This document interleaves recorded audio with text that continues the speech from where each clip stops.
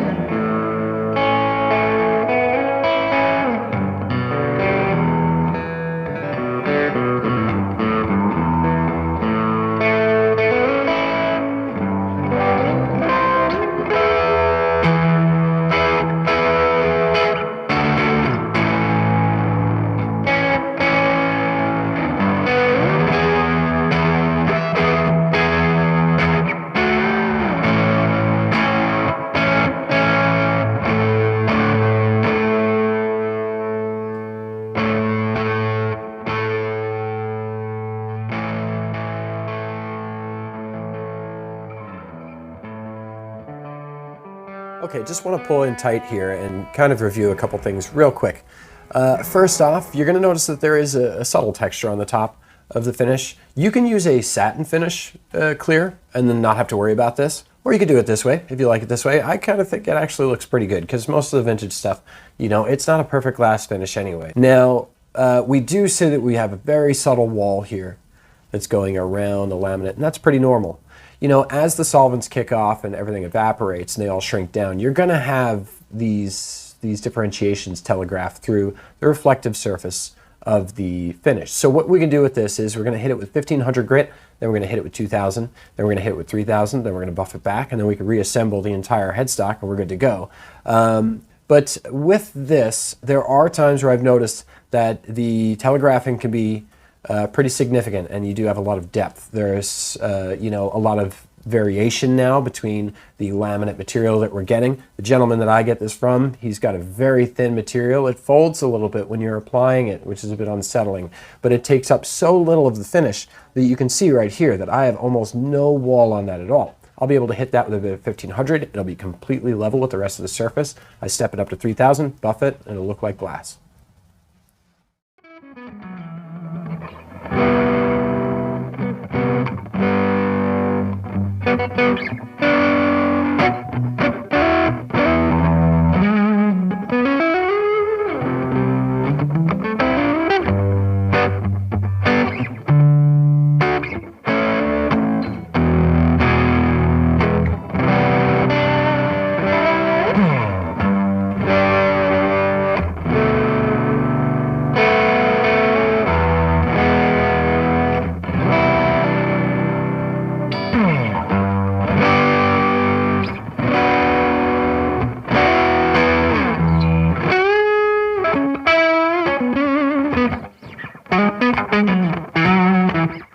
Okay, now when it comes to the pickguard, you actually catch a break on the Sonic Mustang, which is that they actually employ a swimming pool route.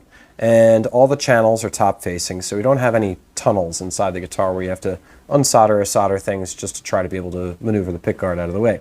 So once you get the other pickguard in your lap, all you need to do for this is use a Dremel with a barrel sander on the end and just kind of knock the edge down. And we cover this more in depth on our wide bevel episode that we actually did about 6 months ago. So if you really want an in-depth look, you can check back on that episode. But otherwise, essentially what we're doing is we're just knocking down the top of the pearlescence and exposing a little bit more of the intermediary level of black that's in between the white and the pearl. So we don't have to change the pickguard, but we, for free, you know, give it a little bit more of a 60s nitrate look, and also polish the edge so that it looks a little bit more bespoke, and you know, it takes some of the humdrum out of that single ply beveled pickguard that we had before.